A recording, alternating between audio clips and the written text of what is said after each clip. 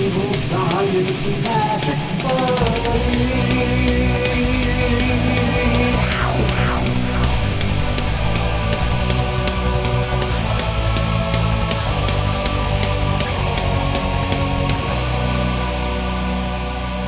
Hello and welcome to the Kryptonaut Podcast presents Evil Science and Magic Buddies, the show within the show, the conspiracy of the conspiracy, the Crypto Roundtable. I am Mark Storrs, and with me as always is... I'm Chris. And... Rob Morphy. Rob Morphy, you have a birthday coming up as we are recording this, so when this is released, you will already hit that milestone. Yeah. Happy birthday. Thank Happy you. Happy birthday. I appreciate that shit. 62 years young. I love it. 67 and a half. Oh, 67 and a half. 849. Duck. I know, so ancient. Methuselah old. I was literally trying to figure out how old you are, and I'm convinced in my mind you are permanently 43. That makes sense. 43, why 3? I don't know. For some reason, he's 43, and you're permanently like 38. Huh. I'm 38? Yeah, for some reason. I don't know. I'm not good with time. I mean, what is time? I don't know. Well, I mean, time, it's what an is time? arbitrary measure of, Blind the Guardian. way our lives drain into oblivion. Yeah, Time. exactly.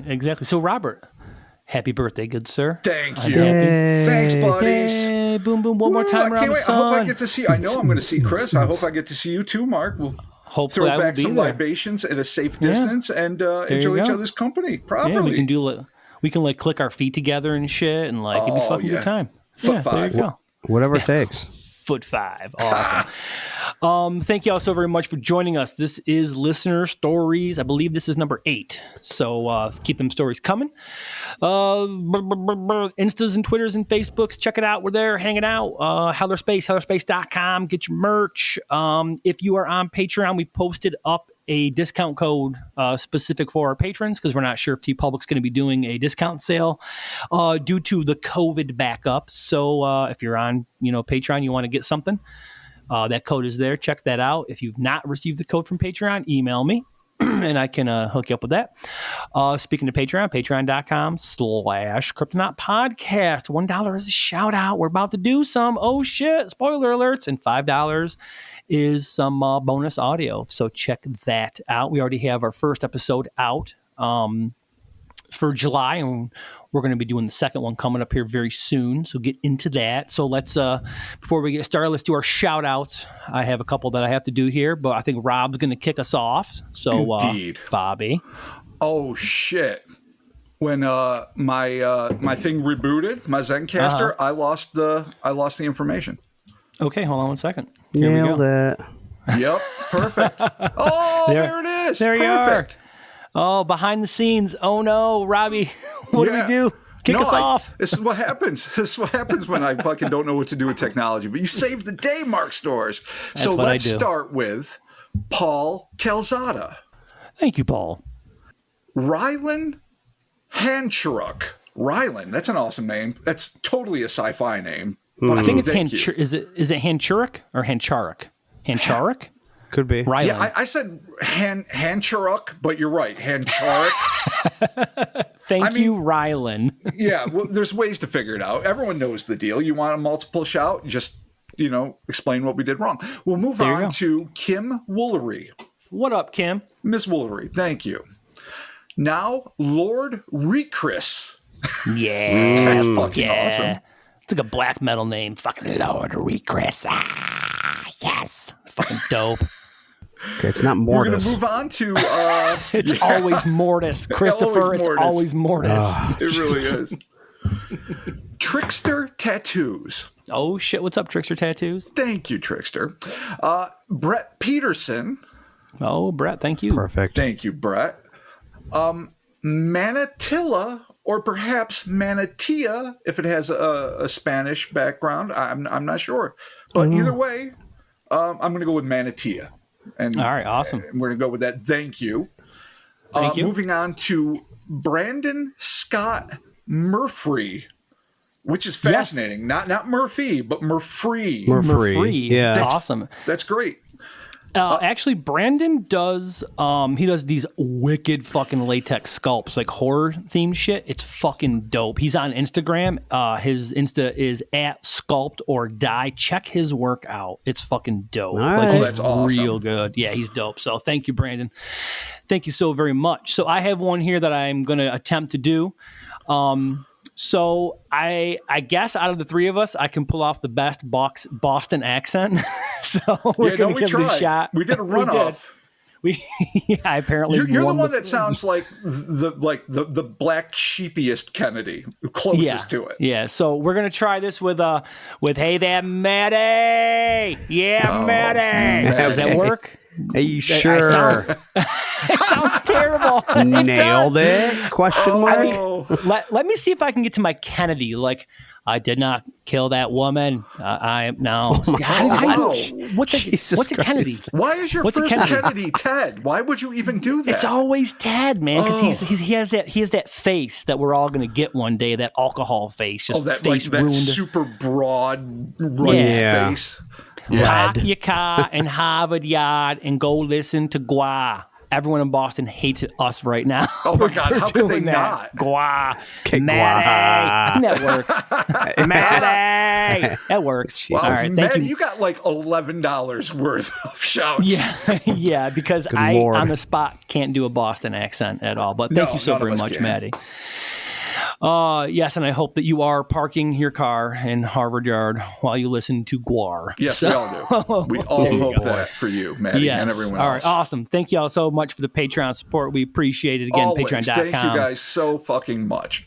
/Kryptonite Podcast. So, all right, listener stories, Bobby, kick it off. I heard a rumor. I heard a little rumor on the internet. May have been Reddit, may have been TikTok. I don't know, that we're going to be talking about ghosts. Are we going to do ghosts? That is Ghosts. a fact. All right. We are going with hauntings. We've gotten a lot of different, like, as I've said every week, this really is a delight because our listeners have had some really fascinating and terrifying and bizarre experiences, and they run the full paranormal gamut. But not that we're always going to go theme. Sometimes it's fun to jump around. But in this case, what we're going to do is just go for some straight up old school fucking haunted shit and try to creep you out. All right, man. All right, bring out the ghosts. So the first story comes to us from Steve. And he begins, "Hi, guys. First off, love your show. You are all awesome." Thank you, Steve. Fucking you're Thank you. awesome. Sorry if I appreciate it. go on a bit. I'm not a writer in any sense of the word. That's okay. It's about the account. So I used to live in a small village in the north of England. Now, a bit of background on the area. Right near where my house was is a road called, quote, Slaughter Hill. I know, right? Whoa. Not a good start. No. Yeah, but dude, kind of cool, man. When you're fucking Chris Carnacelle, you're like, yeah, I live at Slaughter Hill Road. People are like, oh, dude, fucking 18 in right. life. Yeah. You're a ghost. You're clearly a ghost. There it is. There it is. Slaughter did not do 18 in life. Jesus Christ. That's They did? Skid Row, dude. Oh, shit. You're fuck? right. Fuck. Well, fuck, I don't like hair metal I just anyway, let him have that one. That's okay. I just let him have it. All right, what Slaughter did? What, Round and Round, right? No, that's that was Rat. Rat. You know what? Shit. God. The pod is over. The pod is Yep, it's fucking It was over. fun while it lasted. I am sorry you're paying Steve. anything for this. If you are, Oh God. All right. Anyway, Slaughter aside, they did Slaughter fly continue. My lord.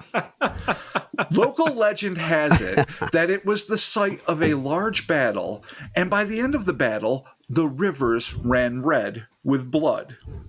That's so fucking metal. That's See? real Yeah. metal. That's No, not that- hair metal. That's real Slayer metal. as fuck. Oh, Yes. yeah, that's Yeah. battle lore. That's It truly is. Oh, dude, fucking battle. Yeah, fucking if you don't have an elf in rules. your band, you're fucking up. Exactly. Bring the elf. Bring the fucking elf.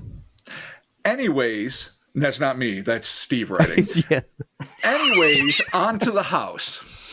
The house isn't that old, probably max 50 years old.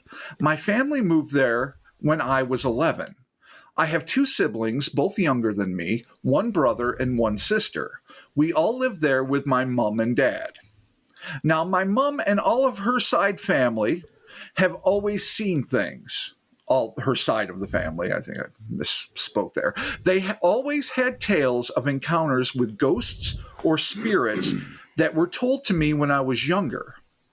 Up to that point, none of my siblings, me or my dad, had ever seen anything until we moved into this house, on Slaughter Hill. Nice. Because. Now, a few strange things about the house. The previous owners had built an extension onto the double garage. It had one room and a loft-like storage area around the side of the room and a staircase leading down to the garage and the family room. So I don't know if it'll matter, but I don't know if I'm imagining two staircases, one that goes to the family room or one that goes to the garage, or somehow the garage connected to the family room. Yeah, maybe it's just all kind of connected together, I'm assuming. I'm going to go with multiple stairs because usually your garage and family room aren't the same place. No. Now, the weird thing was that the storage area had a hidden room. Of course it did. Ooh, that you could only access by going through a tight space in between the wall. At 11, Weird. I could barely fit through it. This other room was an empty space, but it had a light in there for some reason. Well, this is fucking wrong. It's just, what is the purpose of a room that you actually have to crawl between the fucking walls to get to? Well, Mark had a sneaky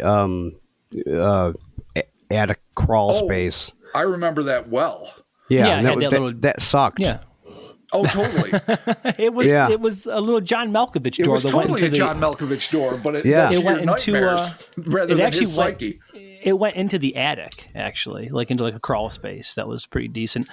As far as the room, though, it may have been something mid-construction that when they were, building the walls, maybe for some reason they're like, oh, fuck, let's just abandon this. And then they just kind of walled it off and never actually, got to it, or just, construction purposes, like, yeah, fuck it, we don't need it. I mean, if it's a small room, just might just be an abandoned little area that they started and then said, fuck it, and stop. Or it's that crazy Poe-esque place where, all those old royal families used to have that one illegitimate, deformed heir to the throne that was not allowed to have access to it. So you build a secret room. I mean, it had a light, so it was supposed to be used for something, but you can only access it through the weighest shit. Oh, yeah, the Simpsons did that shit to episode. Bart. Yeah, man, they'd fucking that horrible version of Bart fucking up there eating fucking fish heads.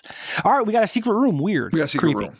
And it's creepy, and it's a little too much like the people under the stairs for my taste in terms of that. Even though that house was so fucking stupid, it infuriated me because no fucking house has 4.5 foot fucking spaces between the walls.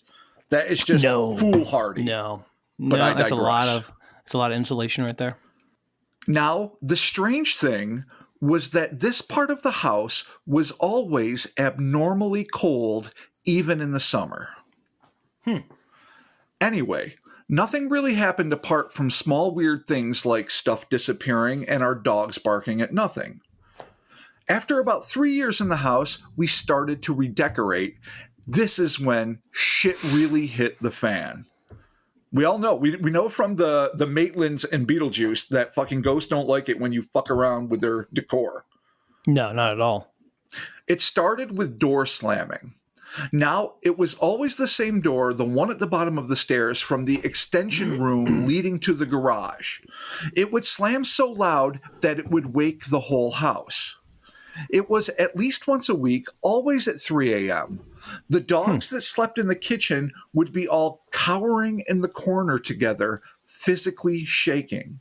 I don't know how brave these dogs are, but usually they're all about protecting their territory and the family that they love.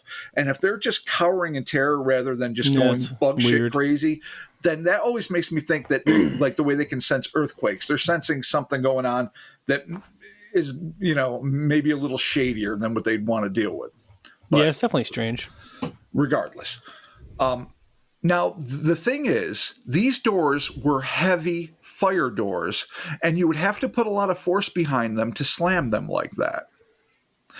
Now on to the weird stuff we all experienced. My brother, who was 3 or 4 at the time, kept telling everyone that he was seeing animals running around the house. weird. Weird. Yeah, strange. My sister, who was about 6 or 7, frequently saw a bear sitting in a cage while she was in her bedroom. What? Okay, definitely not normal. Yeah, no, that goes beyond. In a cage? Shadow kitties? Okay. But fucking caged bear in your bedroom? Yeah, weird. Yeah. It's fucked up. My mom began to see shadowy people walking around the house. I mean, honestly, better than a bear in a cage. Yeah. Just saying. I don't Comparatively. know. I mean, The well, at bear's least in the a bear's cage, in a though. cage. Right. Like, Okay, should not be in a house. Shadow people, understandable. it's Bear in a weird that cage. it's in a cage. It is. I know. Like, Nobody ever sees the ghost cage. It's No, true. I no mean, one that's like does. something out of House on Haunted Hill. Like where there was that ghost of the lion in the basement of fucking Vincent Price's weird house you had to spend the night in or whatever. Like you don't usually see the exotic animal specter. That is just not common. You certainly don't see him caged. And it makes me wonder, was this place once upon a time run by, owned by a zookeeper or a dude who ran a circus? Was it like a place where husbandry maybe took place? Steve says it's only like 50 years old at the time anyway. But circuses have been around for, I don't know. It's just odd. It's just fucking All right, odd. man. It's very odd. It is. My dad began to have serious anger issues that he never had before or after leaving this house. Now, this was the point where people got hurt. Not seriously. Luckily, it never got that far. So, Oh boy, that's dark. Now it's going Amityville, sort of. Yeah, no, Lutz. It's the first thing that comes Shining? to mind. Like the Yeah. angry The Shining? dad. Yeah, oh yeah, The Shining too. But ostensibly Amityville is true. I mean, you got to take that with a grain of salt. But Okay. the idea of somebody like becoming a different person, especially your dad, the one who's supposed to protect you and be there for you, and then all of a sudden it's getting dark to the point where people are getting physically hurt. On top of fucking bedroom bears and whatnot, it's not awesome. No, Now, not good. On to my experiences. I was briefly knocked out by a remote control car that flew at me across my room. Oh boy. Okay. Poltergeist. Yep. Poltergeists, exactly. They're rarely seen. House of Animals. Purdue poltergeist. I think that's a trauma film. It has to be. I think I'm How could it not be? I experienced sleep paralysis / old hag syndrome several times while living there. The first time it happened, I woke up and was unable to move anything but my head. I looked around the room and I couldn't see anything. Then I looked up. I saw an older woman with her mouth open at an extreme angle. Okay. What the fuck is an extreme angle? Yeah, like Like a a python 90? stretch. Like, is it a fucking 90? Well, I'm yeah, assuming probably. It's like a Joker-esque grin, but Yeah. When you read those words, that Yeah. doesn't like click. It's like you almost No. think, is the mouth going like slightly crooked? Is it just like wrong? Maybe, dude. I don't know. Yeah, I just man. imagine All right. like the bottom part just keeps going back. Like, you know what I mean? Yeah, It opens right. but keeps going. Yeah, reptilian like. Weird. Okay. I tried to scream, but I couldn't. So I just closed my eyes. And when I opened them again, she would be gone. This continued about once a month and stopped when we moved. That's just not something you need monthly. That's just not At least it fun. stopped. When they moved, yeah. Yeah. The only other really strange thing that happened was I had a strange vision / out-of-body experience while walking around the house, where I felt myself leave my body, and then I saw a man buried somewhere. But he was naked and almost folded up. This is probably the best way to describe it. And it was super fucked either way, Yeah. which is fair. Okay. Then I came back into my body like nothing had happened and continued what I was doing. That is so fucking weird. I don't even the know. How is the naked guy folded up? Like a naked dude, like folding on him, like backwards? Yeah, Or is is it he like a broken spine? That's the first thing I think. Either somebody Or is he- huddled in like an extreme fetal position because for some reason maybe they were Right. bound up. Yeah, that's I mean, what I pictured. That would make a lot of sense, but it could be like the back accordion nastiness. But he did. I Right, think he would have gross. said that if that's what he saw. But so, I mean, is this a body on the property? Presumably, is this something that haunts the house? Is this the zookeeper of old or whatever? I mean, if you're having an out of body experience and then you see a man buried somewhere and he's naked and folded, I mean, who do you go to? What do you do? I don't know, the folded body master on the corner of the street. You just Google that shit. I find it All weird right. that, like, I'm not an expert on out of body experiences, but it seems like people don't randomly just have them willy nilly. Like, you're just I walking agree around and all of a completely. sudden it's just like, oh, hey, I was going to the store, I was looking at the mangoes, and all of a sudden I was in 1845. Like, I was in 1845. Oh, there, that generally Christopher. just How you doesn't doing there? happen. It's ladder boys here. Get your ladders. Oh my Fucking, God. there's Chris. Like, what now the you've fuck's got going your on? regal Southern down. You're the master Yeah. of accents tonight, Mark. The ladder boys. But I'm with Chris in that I have no fucking real expertise or any expertise whatsoever on out of body experiences. But a lot of times it seems to stem from meditation or when you're laying there or like having something. sleep. It's you rarely hear, and again I don't know, maybe it's more common than we know, but somebody just strolling down the street and then just pops out. yeah, And then what does your body do? Because you almost think it's like the way you get, your body, your mind paralyzes you while you're dreaming so you don't accidentally hurt yourself or, take the plunge that you dream you're doing or whatever the fuck you're doing. And it seems like an out-of-body experience should have these same protocols of protecting your physical form. But did he collapse in the hallway or wherever he was? I mean, he was walking in the house, but what does your body do when you go? I assume when that happens, it's more of a time, like it happens instantaneously, but it just feels like it's longer for you. That makes sense.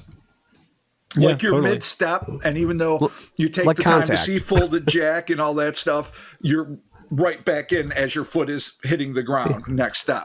Yeah, like it's just instantaneous. Right. I'd really love to know what, and so Steve, if you're listening to this, I would really love to know what the circumstances were of you walking around, what happened to you, if it's like, Chris was speculating, or if there was a collapse involved, and more importantly, what you imagined the folded guy to be, because Yeah, I would these like are some more really info interesting on that. elements. Yeah, totally. Okay. Totally. This all happened in the space of about 1 year. After that, my parents decided it was best to move away from the area. Oh, makes sense. I go past the house every now and then, and no one ever stays longer than a few years. It keeps going back up for sale. So I guess it's not family oriented. It's geography oriented, at least presumably. We don't know, obviously. Right. I still see strange stuff or get weird vibes from time to time, but nothing like what happened there. I have always been fascinated by the paranormal, and I have done a bit of research recently and have found an obscure piece of British folklore. I think that I and my family may be what are called chime children. Chime is in the clock. Yeah. Okay. It is basically people that were born at specific times that walk a line between this world and another. So I'd never heard of this phenomenon before. Me either. At all. So I Googled it, and so I ended up on a blog called Codlins and Cream #2. And this is what they had to say about this phenomenon. Chime children are those born as the clock chimes the hour. The really crucial one was midnight, which gifted its recipients with the ability of second sight. Others claim that a chime child will be able to see ghosts and other worldly beings, develop extraordinary herbal skills, I guess that's cool, control animals, and be immune to witchcraft. Dude, think about it. You can grow sweet fucking weed, the dankest of the fucking dank, and then what else can you do? You can control animals, and what was the other thing? And you're immune to witchcraft. Yeah, you're that's so not a You bad can see gig. ghosts, and not just You're a good ghosts, farmer. quote unquote, otherworldly beings. Yeah, not a bad gig. No, it's Really? it's pretty awesome. You could be like a saucier, make some sweet basil fucking pestos. You can do all sorts of ill shit. All right, so maybe the whole family's fucking chime children. That's dope. Again, that's another thing I would like to pick the author's brain about. Like, I mean, does he know what time he was born? Most people, their parents tell them at some point, and his siblings. But either way, the Codlins and Cream blog went on to say, supposedly the chimes were 3, 6, 9, and 12, tolled by the church bells and marking those times when religious orders were called to prayer. However, these times could differ by region. So I guess it's just on the nose, but relates specifically to, whatever theological shindiggery is going on in your neighborhood. So that was that. And Steve just ends up, anyway, hope you enjoyed my story. It's terribly written. Haha, it is not. Thanks again for the great show. You are welcome. So Steve. Yeah, Steve, that's great. Thank you, man. This is a lot of crazy things going on, and I do love this idea of chime children. I mean, when it all sticks out, like, you hear about star children in terms of ufology, like these people that are allegedly hybrids and were planted here to be almost Buddha-like teachers and to help humanity along its path. It would be interesting to see that paralleled in a more paranormal fashion, but like I say, besides that one paragraph that I read you guys, I know nothing about this phenomenon. But either way, what really intrigues me about this haunting is, besides the fuck all room that I still am disturbed about, and the bear in the bedroom, it's the bear in the cage. Yeah, it's the animal element to it, and it's so you've got animal specters, and then you've got that combined with out of body experiences that seem to be, some sort of telepathic message, which is like a trope in all sorts of ghost stories, from the changeling to whatever, where the person that died is trying to help you understand their plight, if maybe to help them rest eternally or for whatever reason. And so it really incorporates a lot of these elements. The fucking ring, dude. The horses. Remember the ring? Do you remember what the ring was? Yeah, dude. Fucking horses and shit. The ring. The ring. Right. Yeah. So, but what's the source of that?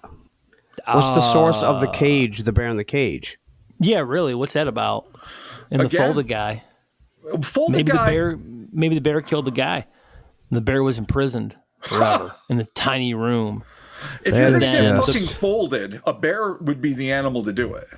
A bear? Yeah, I don't know if a bear will fold you so much as like rip you in half. I'm just saying it has the strength to fold a human being.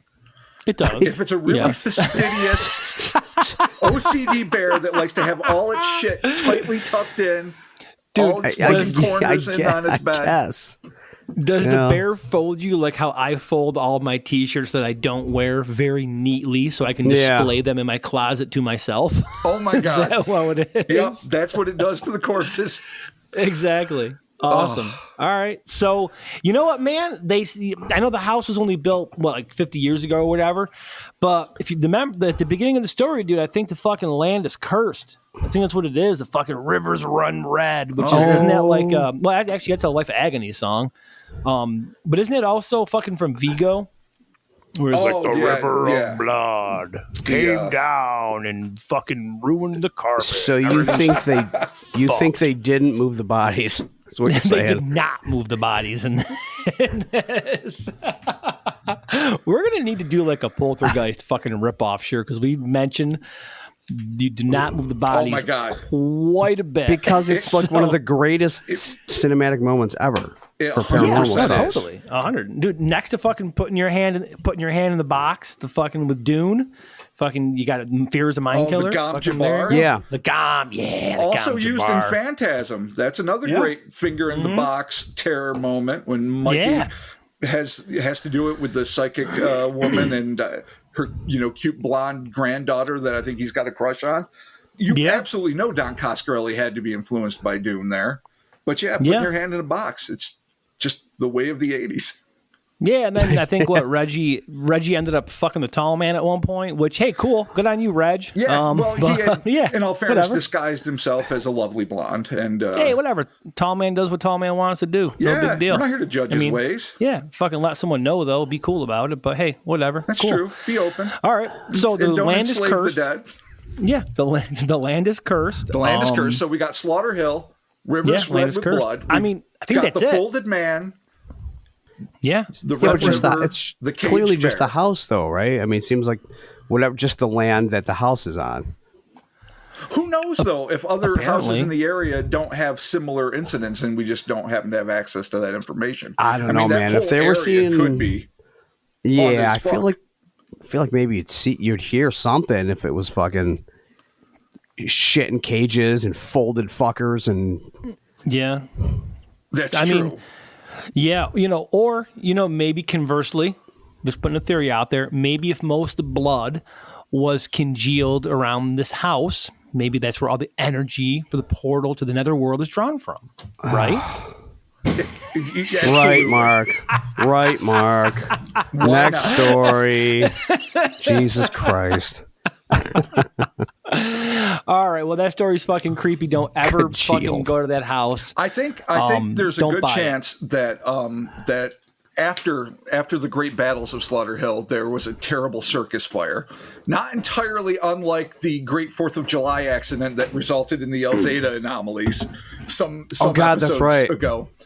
So this could yeah. be just the tragic or like a horrible like fucking I don't know like zoo pandemic where all the animals suddenly and spontaneously Oh, yeah. were undone corporeally and now I they're on forgot. the blade. Slaughter Hill. Maybe it was like a Slaughter weird Hill.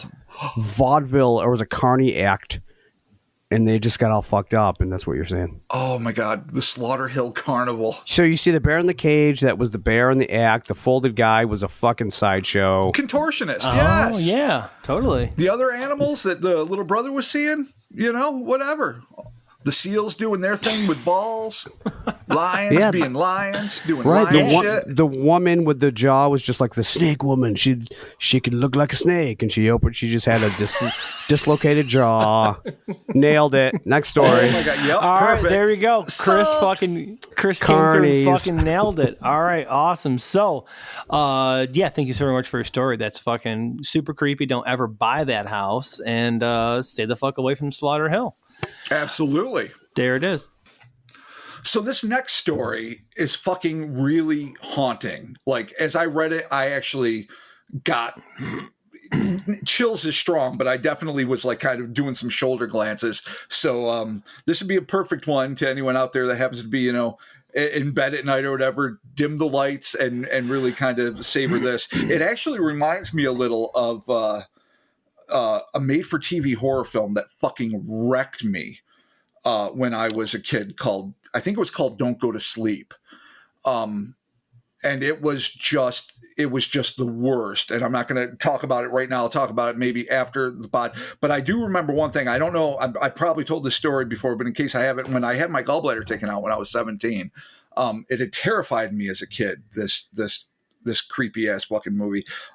I woke up and I was on a morphine drip because it was before they did the laser version of it, like literally a month before. So I had this big gash across my abdomen and I was half passed out. And of all things to come on, this fucking movie came on and I was too doped up and in too much pain to turn it off. So it was like being stuck in a waking nightmare of a movie that had fucking ruined my childhood, fucking that I couldn't do anything about. So I just kept hitting the morphine trigger, which of course limited how much I could have anyway. Oh, good. And I'm just That's like, great. Nice. I'm going out. I cannot fucking watch you. And it was like sleep paralysis, but like chemically and medically induced. It was fucking horrible. But I did digress. I had a similar situation with Enemy Mine when I got my tonsils taken out. Different story for a different what? day. Yeah, All right. continue. Yeah, but that movie's not terrifying. It's awesome. Yeah. Yeah, no, It's I was sad. crying. Yeah, I was crying, and I was a little kid. They had his tonsils taken out, and I was alone, and I was crying. So no one can explain how Lou Yeah, Gossett really was a sweetheart. Yeah, no one explained anything to me ever. Oh, Exactly. I just laid there crying Mickey in a Mouse. hospital bed. Mickey Mouse. Screw your Mickey Mouse. Anyway, I'm glad that we can laugh at my childhood trauma and pain. So, yeah, that was a movie all right, that was two Robert. movies. Yeah. What's that? 100%. That was a Oh, yeah, totally. Like it ended, and then you're like, "This should end," and it doesn't end. You're like, "Wait a minute, well, why are It you just not keeps ending?" going and go. Yep. Yeah. But it is Yep. classic. I do love that movie too. And then a 9-year-old Mark cried. All right, Robert, let's do this. Let's do this. Okay, without further ado. When I was a little kid, I had an inanimate friend. Her name was Sarah Jane. What's an inanimate friend? Okay, I'm sorry. I want to ask. No, but it's okay. Real quick. What does it mean? Inanimate. Well, inanimate just means not alive, not animate, not you know, moving. So it could be an object or something. In this case, imaginary is Okay. All right. That makes sense. The I thought it word was we're like a looking for chair here. named Sarah Yeah, Jane. no, I get it. Yeah, Okay. Yeah. Okay. Cool. my object friend. I mean, you're not wrong. It's here's my armoire. Her name is Sarah Jane. She's my friend. Anyway, sorry. Continue. I do love objects. I do talk an to objects. armoire. We'll deal with that later. So her name was Sarah Jane, as aforementioned. Now, I know it's normal, in fact, incredibly common for children to have imaginary friends, but this was different. When I was 3, my family moved into a historic house in Westchester, New York, diagonal to a very old cemetery. I hadn't spoken of Sarah Jane until we moved into this house. I played with her constantly. I made my parents set her a spot at the dinner table. She always sat next to me.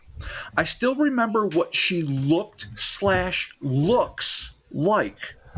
Yeah. Okay. Long brown hair and 2 braids, angular brown eyes, a pointed nose, and full cheeks. Now, I know it's just like a little girl description, but something about the cherubic cheeks and the pointy eyes, just, I don't know. It just seems like it's like the typical mean girl, like the Nelly character from fucking Little House on the Prairie or something. I don't know why. Yeah. And the little pointed nose, just something so precocious and. Nelly sucked. Oh, Did she she get was- smallpox or some shit? I don't know what the character did. I'm sure the actress was a All fine right. woman, but sort of like Joffrey from Game of Thrones, she had to live with this fucking mantle of evil an albatross for the rest of her life. You're just hoping that fucking Peter Dinklage came in and fucking poisoned the shit out of Nelly. Fuck you.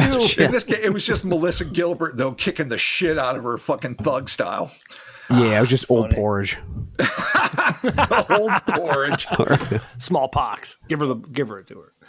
So, she continues, the author of this memory. I wouldn't call her a good friend. No boy. She often told me to do things that I knew I shouldn't. And God. when I would say no, she'd threaten me. I don't like this. Keep But- going. But I was never scared of her. She was the only person I spoke to outside of my parents until kindergarten. Wow, it's pretty isolated. Must Yeah, not have Jesus. family around or other neighborhood kids. That's fucking tough. When you're dealing with some fucking inanimate friend who's an asshole. Yeah, totally. Like All right, weird. it's so underspoken to say it like this way. I wouldn't call her a good friend. She often told me to do things I knew I shouldn't. And when Yeah, I'd yeah. say no, she'd threaten me. It's so understated the way she writes this, but that makes it so much more fucking ominous. Yeah, really. It's creepy. When I started right. school, Sarah Jane came with me. I remember her being angry that I was speaking with other kids. Really angry. Oh boy. She told me that she would hurt my parents, and that when she was done, she would hurt me. What? So fuck. Fuck. God, Okay. Okay. Okay. All right. Yep. Hold on. All right. Okay, we established right. she's a fat yeah, jerk. No, we got it. We're good. We're good. All right. You're starting to freak me out. So fucking let's show the All right. pauses. I'm in the basement alone. It's dark, and one of my action figures fell over. Fuck. Oh, really? Turn some Oh, lights Commander. on. Commander Krennic. he fell over. That's okay. He sucks. From Rogue One. Yeah, he blows. All right. Anyway, continue. When I told my parents about this, they became very worried. My parents are skeptics, especially my dad, but after such a threat of violence, they started to change their minds. After this, I started to shut her out.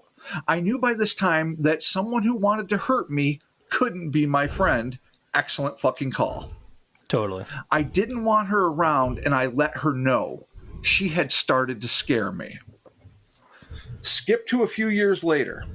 My next door neighbor is Wiccan, and I too have done my fair share of research into witchcraft. We talk about it a lot. A couple of years ago, we were having a bonfire at her house, and we began to reflect on past paranormal experiences we have had. I believe this was the trigger. In all honesty, I hadn't really thought of Sarah Jane as a spirit until this night.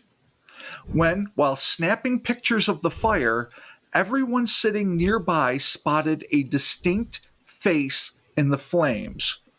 It had been captured in 3 separate photos. So that goes above and fucking beyond. Like, to have one weird shot of fire and you got pareidolia and you see some facial features, totally reasonable. 2, a little less so. 3, that becomes kind of unnerving. Yeah. There was no way it was just some strange coincidence. Everyone saw it. I remember gasping audibly and starting to shake when my neighbor showed me the photos. It was Sarah Jane. Distinctly, there was no mistaking it. I would recognize that face anywhere. My neighbor then told me that she had seen the face before as well. Just days earlier in her kitchen, a girl appeared to my neighbor before disappearing again. So that adds a whole other patina on things. That's not locked in some geographic location, which, it's easy to assume that, kitty corner from a cemetery, maybe coming over for a visit. Right. It's just... it's like attached to the girl. It really Sarah seems Jane's attached to her. Whoa. All right. All right. We're almost at the end here. This terrified the both of us. We immediately began to sage the houses and ourselves. Her being the more experienced witch made me a protection jar for safety.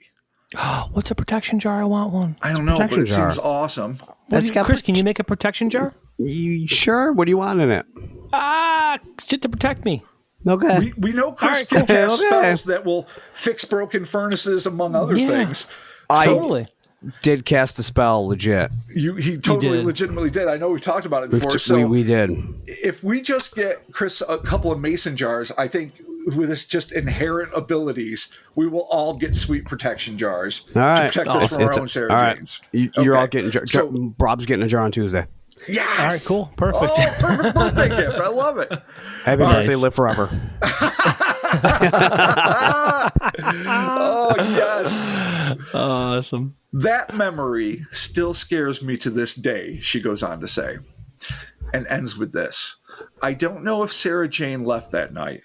I sometimes still have dreams of her, but I know for a fact that I will never let her boss me around the way I did when I was a kid ever again. Oh, man, that last sentence is powerful as fuck. Yeah. This poor woman is getting bossed around by some fucking pushy asshole ghost girl. Fuck her. Fuck her is right. And more to the point, you little asshole. I mean, we've all had, especially when we're young, we all had like bossy friends. Sometimes they were just, mildly irritating with it and just always wanting to say, what we were going to play. It was going to be sandbox, action figures, whatever. And then, but to take it up the notch that, well, A, she's non-corporeal or inanimate or possibly imaginary or possibly spectral. We don't know, but is not a human being, and that it instantly goes from just like typical friendship where like say can be a little bit bossy or even a little bit jealous of other friends to active threats of physical violence. Yeah, that's so let's say that this is some sort of spirit or ghost attached to this girl. That's the first theory you got to explore. It's got this weird like your mind, like it's trying to like take over this. Sarah Jane's trying to take over this girl to like keep her as her own. Oh, she's possessive as shit. Which is fucking creepy. Absolutely. I think I've heard of similar stories. It sounds familiar. The whole, not the setup, but like having, like a childhood, like an imaginary friend, like attach themselves to you and sort of like try to like control your shit. I'm almost positive I've heard something sort of similar to this before, unless I'm thinking of Chucky.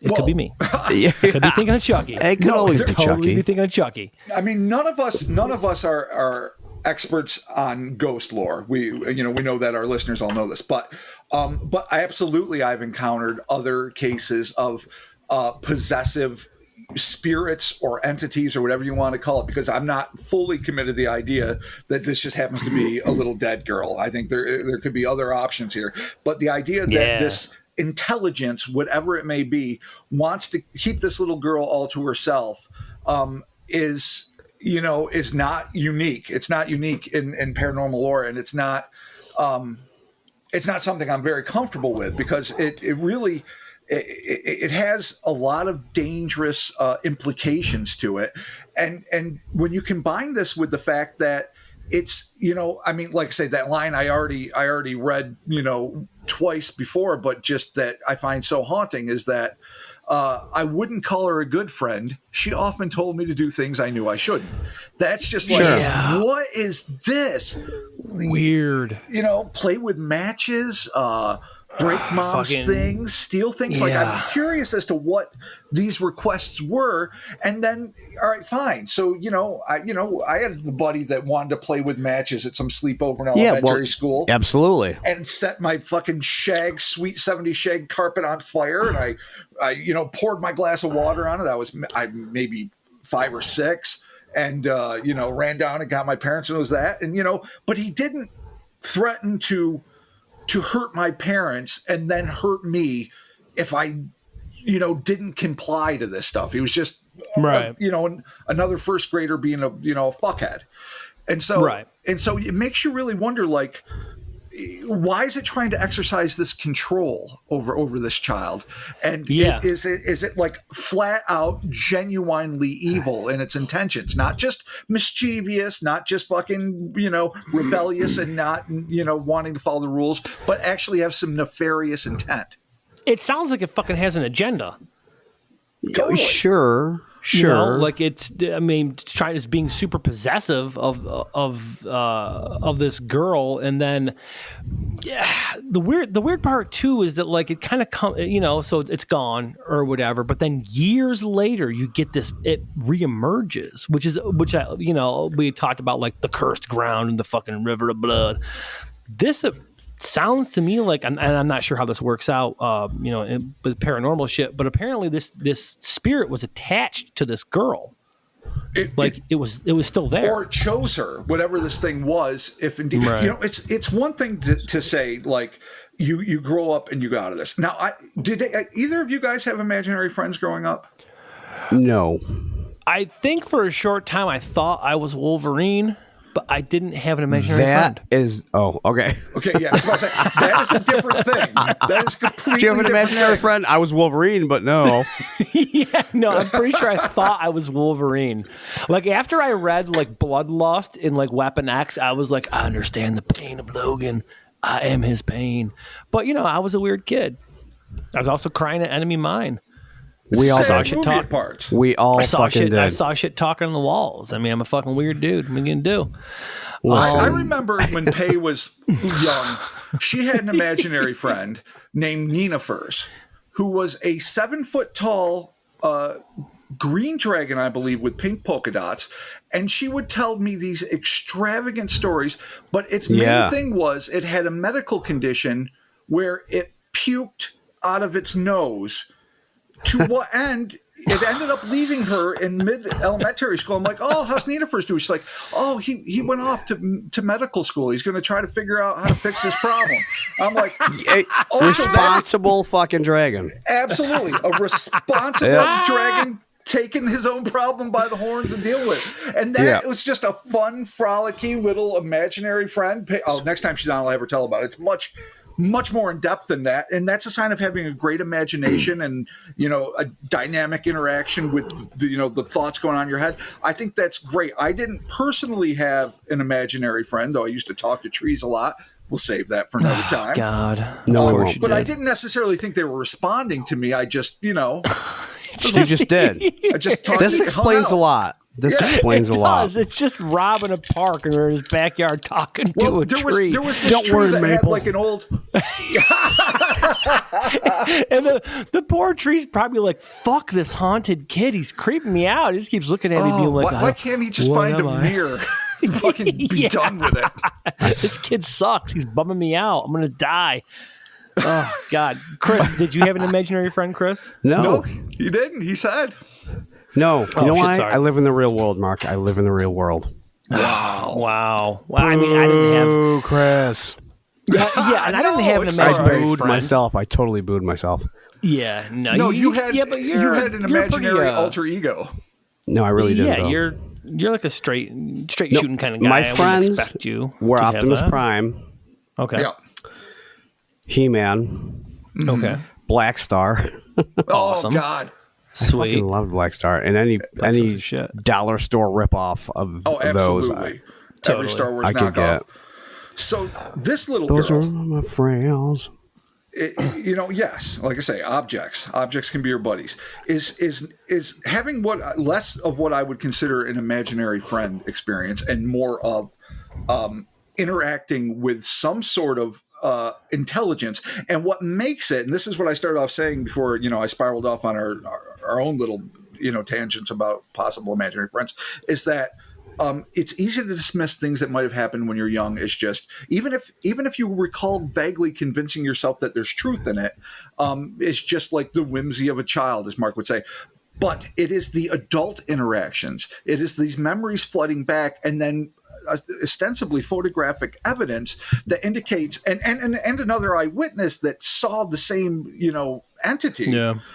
That makes you go, all right, so I cannot completely just put that in the basket of some shit I saw as a kid, and maybe I learned to freak myself out because I have, an incredible imagination, and maybe you've got some dark shit going on in your head so that you want to do these bad things, so you manifest this alternate personality that will threaten you if you don't do it. I mean, you could go into like all sorts of, psychological explanations, but it all seems to be negated by the fact that they saw this in the photograph, this girl's face, Sarah Jane's, and she presented herself to the neighbor. So that having been said, if there is something going on here, what is it? Is it demonic? Indeed. Is it spectral? Was it just an evil little bad seed girl that maybe convinced another friend to do some shady shit like start a fire or something and possibly died in it, and now she's trying to get other people to jump on that bandwagon? Yeah, it's just the girl sounds like a little asshole. Like whether it's a demon or a previously obviously dead girl who died doing stupid shit apparently. Yeah, Right. So the whole facing the fire is kind of weird though. Well, maybe not really, but so the question, I mean, for both of you, the story definitely leans itself for you to want to say it, to lean in a paranormal / demon. It leans that way, that whole area, right? Right. But, Yeah, totally. But why not a tulpa? Interesting. Like the little girl was lonely, manifested, if you will, her own friend into reality. Yeah, I mean, if you're going to feed off something on somebody who's either afraid to, Oh man, why not? Why not? And I'm not saying that I believe it is. No, I'm just saying, but what you're that's a also great theory, though. flirting with is the idea of ultra terrestrial, and that I it's inspiring absolutely. fear. So, Well- I mean, a tulpa is something that's manifested out of nothing through sheer belief, and obviously goes back to, Buddhist lore and whatever else. And like I say Right. many times, we'll definitely have to give it its due diligence because it's a fascinating thing. But an ultra-terrestrial is something else altogether, in the sense that it's not necessarily created by the mind. It is a separate sentient entity that feeds off of fear. Right. But the tulpa theory, though, I'm kind of leaning towards that, because if she was alone, she had nobody else. So That's if she true. if she manifests her own best friend, there could be a give and take there, depending on whatever she manifested. If she just brought this thing into reality and it was like, oh, hey, I'm here and you're over there, but I kind of want to be over there and I want you to be over here. Mm-hmm. Weird. I'm not even saying necessarily she brought it into reality. I'm just saying if like this is somebody something else might have manifested it, like maybe her parents seeing how lonely their child. Absolutely. Why not? There's you're not. right. There's Why not? There's no direct metric into how these things work. No. If Right. it came into existence from where or how, whenever, just because that source died out doesn't mean it should just poof away. Right, so maybe she didn't actually manifest it. It was just something that was kind of floating in the ether and attached itself to her. Yeah, we should why definitely not? do a tulp episode, because it's 100% really we fucking will. interesting. I've already started the notes on it. I mean, it's people just manifest their own creations and then interact with it, which sounds fucking cool there as are shit. amazing cases of people manifesting and then having to kill their own creations because they become independent. But we'll save that for when it's time. What I think we're limited here too. We've got to go ahead, say what you want to say. So Chris's angle of the tulpa and or the ultra terrestrial is definitely, we all know how we all love them ultra fucking terrestrials. So what better prey for a predator than a little girl? Honestly, like that's which would just also straight fear. Well, a lonely child that for whatever reason has no contact with peers, no family. Totally. I mean, maybe her parents are extremely loving and dedicated. They seem to be. I mean, the implication I get is that they believed, once they realized violence was being threatened, they believed that something was going on. Now, the kind of implication it seems to be that like they bought it and then wanted to protect her, but it could very well also be, especially stating how her dad is a skeptic, that that they thought maybe she was having a serious psychological problem and wanted to nip it in the bud and protect their child, maybe even from herself and what is going on.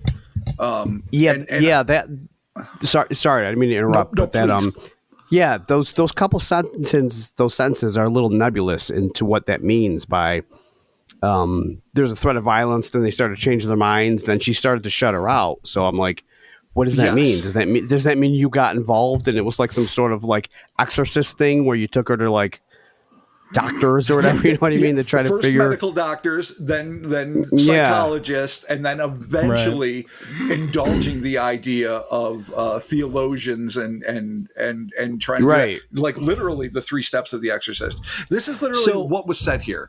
When I told my parents about this, they became very worried. My parents are skeptics, especially my dad, but after such a threat of violence, they started to change their minds. Now, like Chris said, it's nebulous. Change their minds in that, we can't dismiss this, or change their minds in that something paranormal is happening. Right. And so the interesting thing, though, is if she's actively shutting Sarah Jane out, I don't really know the fucking, I don't know the ins and outs of tulpas or fucking ultra-terrestrials. None of us do. Or demons or ghosts, for that matter. Right. But if at one point you are acknowledging the existence of it, then it's kind of like you're giving that notion, whatever that is out there in the universe, and I'm going to get a little trippy here, you're giving it power. You're energizing it. If you no longer are accepting it as a thing, you're sort of taking it away. No, you're right. That goes back to like the certainly like Ed and Lorraine Warren and a lot of other parapsychologists. Look back at the Annabelle case, and look even in the fiction of Stephen King's It. Just the idea that it is the energy of belief is what allows something to come into being, and the stronger you believe and the more you're invested in it, the more powerful it is. That's a pretty common theory. Oh yeah, 100%. It's 100% like magical thinking. If you're giving it the energy, then it's gonna take the energy. But at the same note, if you're cutting it off and you're saying I don't believe in you anymore and you're nothing, then I'm assuming it would just sort of dissipate or disappear. So maybe by sheer will alone, the girl just willed it out of existence, but not really, because apparently it was lingering. And then X amount of years later, when she's hanging out with her sweet Wiccan friend doing fucking sweet shit and like witches and crystals and shit and like jars of protection, all of a sudden this girl shows up in a fire. Like there she was. Sure. Weird. But this brings us to what I would consider to be a terrible paradox, something I used to hate, like thinking back to, like, say, Nightmare on Elm Street as a kid, where Nancy turns her back on Freddy and like, no, I don't believe in you. And, he disappears before he remakes. Like, if I told all of our listeners right now, do not think of the color purple, you have no fucking choice. The color purple You've automatically is going to pop done in it, your yeah. head. So if The something movie? is here... Oh, Jesus Christ. Jesus Christ, indeed. But so if you have something, and even if you logically know, yes, you are hilarious, Mark. If you logically know, all right, I'm just going to let this ride. I'm going to let it ride. No, he just Wario'd. You have to acknowledge that. I do love a Wario. Oh God! Okay. I'm sorry. You just delighted yourself. Oh fuck! Continue. You cannot. At least I don't think I could.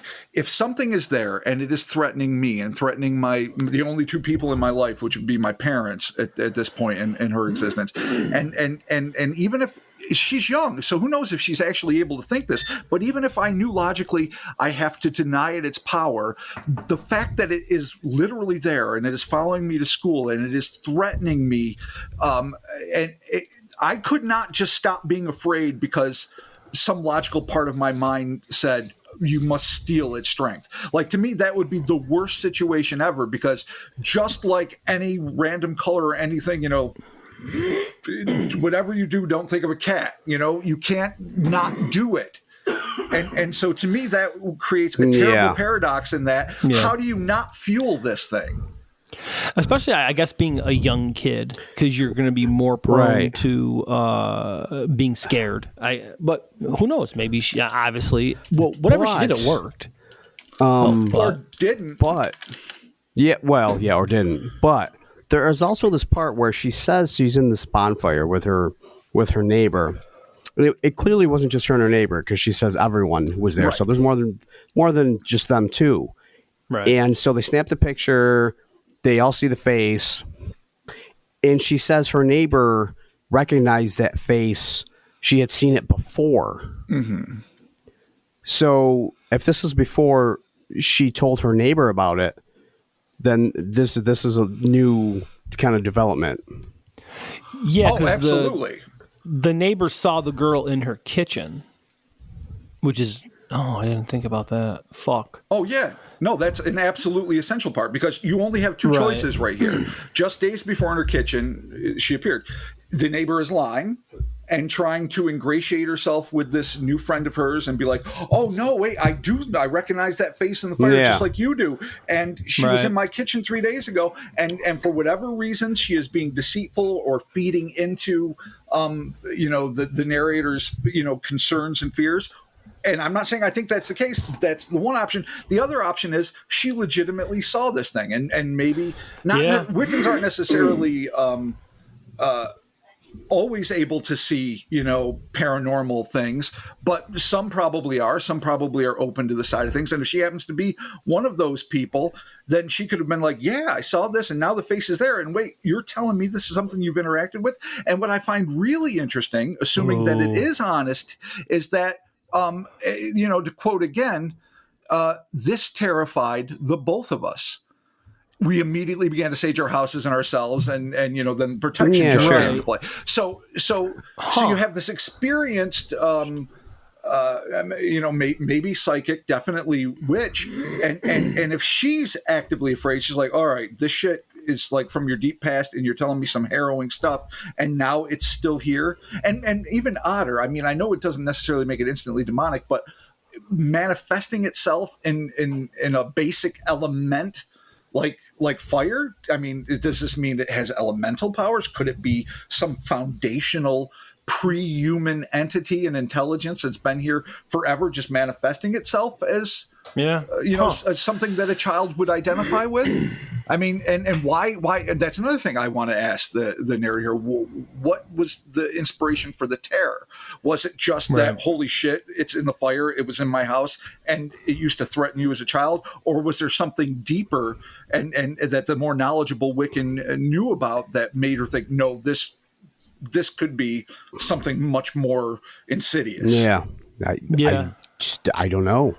No, same here. I mean, shit. I guess what I automatically would go to that is whatever spirit was fucking tagging along, Sarah Jane tagging along with this girl, that if it was there the entire time, and then she has this friend that's a Wiccan, I mean, maybe, because it's around her, maybe it tried to attach itself to this woman that was a Wiccan.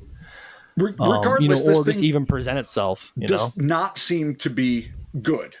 It doesn't seem to be helpful. No, it doesn't not at seem all. to be noble. It seemed like it was trying to put the child in precarious situations, and maybe it is desperately possessive and never gave up. And that's probably the scariest part, because I don't know how much time elapsed, but if it's still there and still like, you're fucking mine, regardless, if it's an elemental or what, that's frightening. But I don't think we're dealing with a ghost. I think that's just too simple. Cemeteries are not really where ghosts hang out anyway. That's one of the that's like 101 of ghost hunting. Shit happens in cemeteries, certainly, but most hauntings are going to take place where the person was engaged in life or where they had a horrible death. I don't. It could be. I don't think it is. I think whatever this is, it seems to be much darker. I hope the saging helped. I would love to know. Again, I'm talking to the author of this account. It's fascinating and terrifying. My heart goes out to you. I would love to know if you've had any other experiences and what you think and what your friend thought it was. And it's still in your dreams, which would make sense because you don't lose that. That's a traumatic thing. But maybe it's insinuating itself in another way. And also what goes into a jar of protection. I mean, I want Chris's, completely authentic to him variety, but I'd still be interested to know. It's like hot cocoa and marbles and fucking trail mix and like some little G.I. Joes Oh, and yeah, shit. you guys getting cheese bread. Fucking. Chris's cheese bread. Fucking. Yeah, I do love it. Oh, Sweet. I love it so much. It is fucking delish. So awesome. either way, this is frightening and, Sarah Jane, fuck that noise. Fuck that noise. Just a little asshole. So yeah, fuck that. I don't know. I'm going to be honest for just one quick second. Yeah, please. Honestly, this thing is it seems like it's actually no more dangerous than Jeff. It seems like it's just threatening. It can't interact. It just seems like it's doing this like do make Loki point. It's this Loki-esque entity that's just being a dick. But there's no real results. There's not. It has never interacted. It's just like, I'm going to do this. Fucking listen to me. I'm going to do this. Like, that's all it seems like it's doing. Which actually might be exactly what a petulant child would do. Yeah. Like, conversely, of all the things I was saying about it not seeming to be, the ghost of a kid, that is how a jealous... And what could be lonelier than being a dead kid who doesn't have any friends, and you meet one other lonely girl and you're like, yep, you're mine, I'm yours, we're buddies. Just don't, give me that speech about let's play together forever, because that goes fucking south quick. and then she sees her go to kindergarten and makes new friends, and he's like, fuck that, no. Yeah. But having does kind of have a bad things is the one that really kind of bothers me. Like, what bad that's things? creepy. But there's definitely some elements of Jeff here. That's what I mean. It doesn't. What is the bad things? Like the things that my bully friends told me to do. Like, steal $5 from your mom's wallet, or not like fucking stab 10 endangered species. I want you to find a snow leopard. Well, I got to do the research first. No, and cut its fucking head off. Yeah, Jesus Christ. Point taken. Yeah, all right, there it is. Listener stories part 8. Find 10 endangered species. Fucking kill 'em. Oh, can we title it that? Yeah. you Find a can. spotted snow owl and fucking kick it really hard. Oh God. Fucking wow. Bringing us back to right. Animal Ghost. It's all full circle. Everything touches There in it this is. world. Find that bear in the cage and fucking be a real asshole to it. There you go. Right. There you go. Leave the goddamn bear alone, son of a bitch. Always. You fuck with the bear, it's gonna fold your ass up. There you go.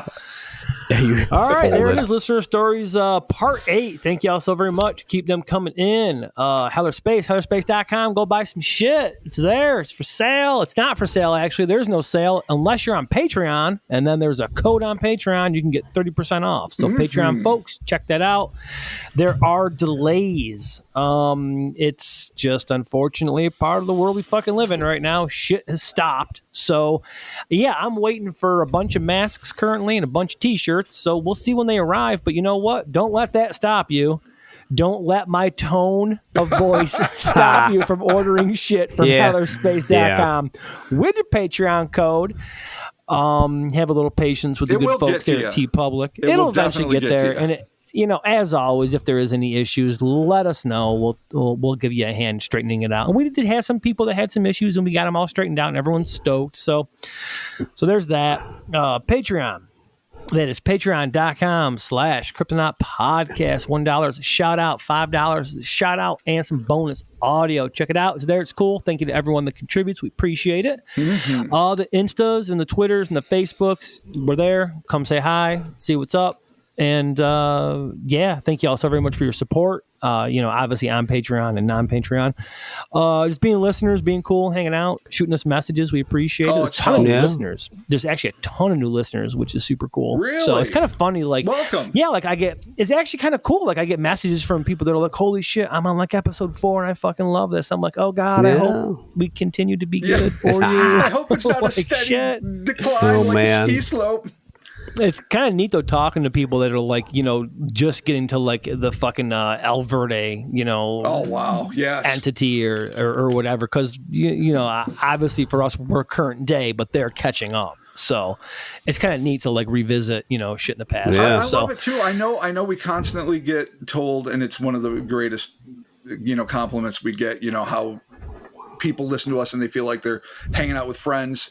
And we've heard it over and over again, and I love that. And what I love most about it is it's like you guys out there are like becoming extended family, and friends. It's just we are just hanging out, talking smack, having a good time together. Granted, we're the loudest voices because we got the mics, but we're all in this doing our thing. Yeah. And I really do love it. It's been one of the most profoundly affecting endeavors I've ever been involved in a way I never would have imagined when we started it. You guys are awesome. Obviously you and Chris are fucking awesome, my buddies. Oh, but thank you. Our fucking listeners are just the shit. They're friends. It's awesome. Yeah. I love it. Oh, yeah, absolutely. It sounds cheesy, but I don't mean it to be. I just love it. No, dude, I totally. I literally respond to listener emails every day. And it's still super cool to talk to people that are just catching on or that are just, popping in to say hi or seeing how we're doing. It's awesome. So thank you all so very much. Amazing we and appreciate delighting it. us. So thank you. No, I love it. It's fucking awesome. I love the fact that we can connect with so many people all over the place. It's just fucking dope. So thank you all so very much. And we'll be talking to you soon. Totes. Goodbye. Careful. Let me reclaim myself real quickly here. Okay. Let me get a higher fucking back to where I was. Okay. Give me a song that Slaughter fucking did. Oh, please. God. Fly to the Angels. Fly to the Angels? Yeah. Did that? Yeah. I you guess gotta they did. fly. Why am I drawing a blank on Slaughter? I mean, wasn't that Slaughter? I've never like Motley Crue. As far as like hair metal bands, I guess like Motley Crue was the one that I was kind of into. Well, they were cut above. Yeah, but like, why am I drawing a complete fucking blank with Slaughter? Well, because they fell into it like but so is many this like others, a fucking like Britney is this Fox, all of that just is this the fucking Mandela effect? Like did they actually do 18 in Life? Mark, I can promise you, they did not. Were they even really a band? No, Slaughter was Yeah. banned. Are you sure? No, I'm 100% Can sure. we confirm this? Google. Yes, right there. Ah, you son of a bitch. It is. I just looked it up. It is an American rock band formed in Las Vegas, Nevada, United States, and by lead vocalist, rhythm guitarist Mark Slaughter and bassist Dana Strum. That is courtesy of Wikipedia. I have drawn and will continue to draw a complete blank with Slaughter. And you know what? I'm going to say I'm better off for it. No, you're not. They did something. What was the other song? They had another song that was pretty popular. Up All Night? Up All Night. You remember Up All Night? Up All Night, Sleep All Day? Yeah. That was oh shit. Yeah, that was Slaughter, wasn't it? Yeah. Yeah, you know what though? I think I'm still better not remembering that. I think I'm going to say right now, out of the three of us, I'm a better person for not knowing about it. Wow. You know what? That's Let's call it even. Let's just say you broke even. All right, you remembered it.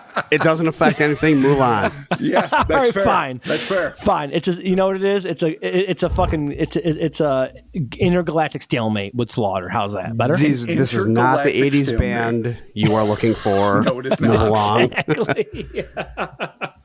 Cinderella, on the other hand, shit. thoroughly enjoyable. You know what I say? Black Flag was better, and we're talking to you, Zoom. Duh. Bye. Jeez. Bye. Come on. Gotcha. No, you didn't get me with anything. Sure I love did. punk rock, you bastard.